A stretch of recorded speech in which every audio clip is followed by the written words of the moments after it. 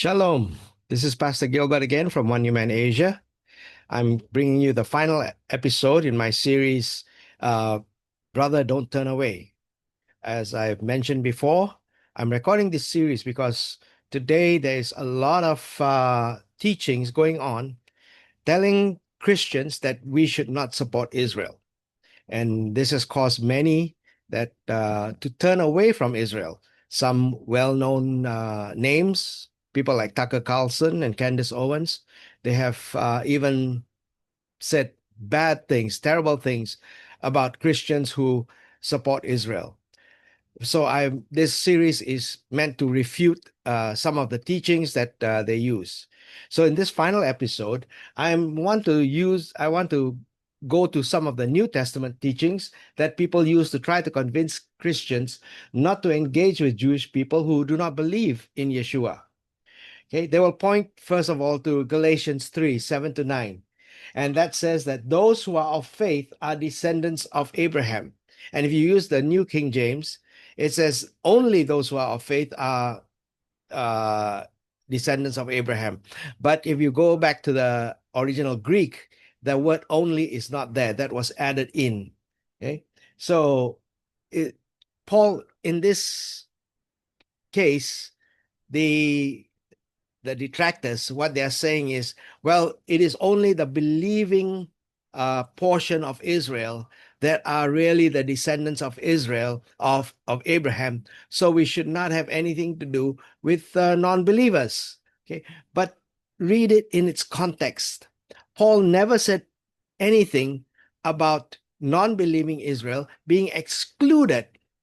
Okay, what Paul's intention was in Galatians 3 was to tell the Gentiles, the non-Jewish believers, that now through Yeshua, we have been brought into Israel. We become descendants of Israel. He says this again in Ephesians.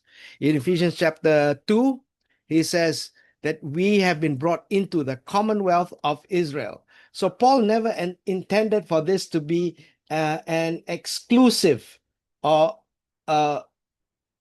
passage to exclude the Jewish people, but rather to include the Gentiles. It's inclusive, not exclusive. All right. And then uh, others point to the fact that Paul likened unbelieving Jews to the olive tree. Before I go there, let's go to Romans chapter 9. Sorry, right. In Romans 9, Paul says that only the Jewish believers are counted as Israel. Some use this, right? This is what we call in some circles, we call it the Israel within Israel. Paul was saying that there is a larger Israel, which is natural Israel, but within that Israel is a remnant of Israel, the remnant of believing Israel. All right. But you have to take Paul's teaching on Israel in Romans as a package. You can't separate or pick and choose what you want to cherry pick, as they say, what you want to say. Right? You have to take chapters 9, 10, and 11 as one whole package. Remember that Paul did not write this as a book. In other words, he did not write Romans with chapters and verses. Okay, these were not existent in the time of Paul in the original writings. Okay, so chapters 9, 10, and 11 must be taken as a whole package. And in chapter 9, the outline we see this is chapter 9 is Israel's failure to receive Yeshua. This is something that Paul wants to emphasize. Paul was actually talking to the Gentiles in the Roman church about this. He says Israel failed to believe in Yeshua. And then in Romans 10, he talks about how they need to hear the gospel, how they need to hear about Yeshua. Right? He talks about how can they believe in one in whom they have not heard? How can they hear if no one goes and preaches to them? Right? So he's telling the Gentile believers in the church in Rome that Israel, the Jewish people, need to hear the gospel. And then in Romans 11, he talks about how at the end of the day, all Israel will be saved. Now, some people will point to Romans 11 to say that, well, the Jewish people, Paul says, the branches were broken off so that we who are Gentiles, the branches of a wild olive tree, could be grafted in. But Paul also tells them, let's not forget, Paul also tells them not to be arrogant, not to be boastful against the original branches that were cut off. And he says, if they come to faith, God can graft them back in. All right. And if God can cut them off, remove them from the tree, he can just as easily remove us. Okay. He removed them because of unbelief, but he can just as easily remove us as well.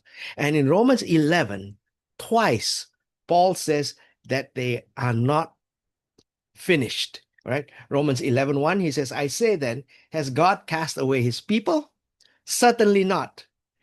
11:11, he says, I say then, have they stumbled that they should fall? Certainly not. In the King James Version, it says, God forbid. So he's telling the Gentiles, God is not finished with them.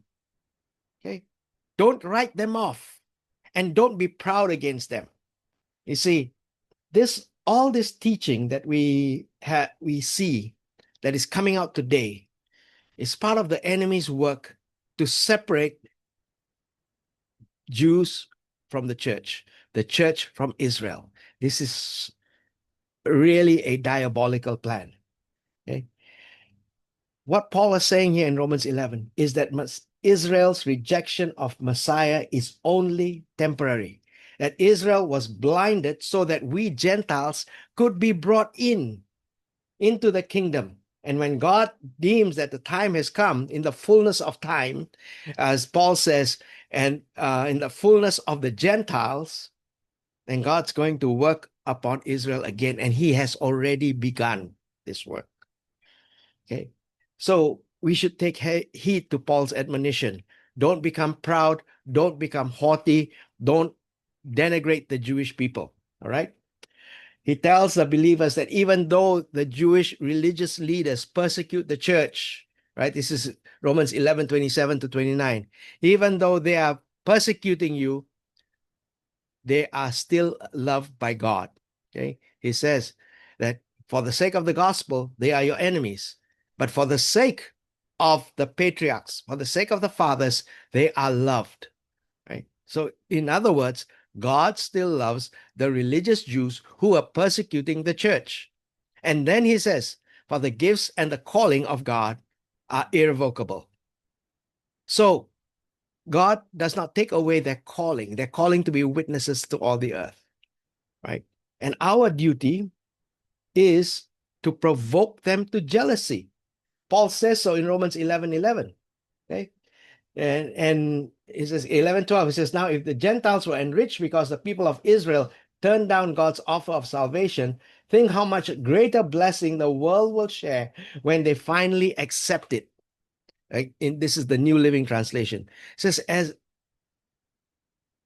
Israel's rejection of Yeshua became a blessing to us Gentiles, but what greater blessing will it be when they accept it? And Paul says it will be life from the dead. That is revival, worldwide revival. And Yeshua himself mentions this in John chapter 17:20-21, when he prayed in the Garden of Eden. Not in the Garden of Eden, I'm sorry, in the Garden of Gethsemane. Apologies for that. He said, I do not pray for these alone. These are the Jewish disciples who are with him, but for those who would believe through their word. Those who would believe through the word of the Jewish disciples, that's us, Gentiles, right? And then he says, I pray that they may be one, Father, as you are in me and I in you, may they be one in us. And then he says, that the world may believe that you sent me. So when Jew and Gentile are one, united, okay, in Jesus, great revival is going to break out. The world will believe. And it is this that the enemy is working on. It is this unity that the enemy wants to destroy. He wants to separate us because he doesn't want this worldwide revival that is coming. Okay, because that will mean the end for him. When this happens, Jesus, Yeshua, will return. So where does all this come from? What is the root of all this? What is the origin? If anyone wants to destroy the plan of God, the origin is only one place. But unfortunately, today, the enemy has worked very hard, and he has influenced so many leaders, so many in the church. Today, much of the church is either indifferent or anti-Israel. We have to stand with Israel. Okay, this is God's plan. Because when we stand together, the church and Israel, working towards the salvation of Israel, let's not forget that, right? Then Yeshua will return. All right. So this is what it's all about. And if you know a Christian leader who has turned against Israel, pray for them. Pray that their eyes will be opened, right? Pray for your friends, your relatives who have turned against Israel. Pray that the Lord would reveal the truth to them. Amen. So thank you for being with us. If there's any other issues, I will make another video. Okay, but I make videos on different topics all the time. So God bless you. Thank you very much for being with us. Right? May the Lord bless you and keep you. May the Lord make his face shine upon you and be gracious to you. May the Lord lift up his countenance on you and give you shalom. God bless you.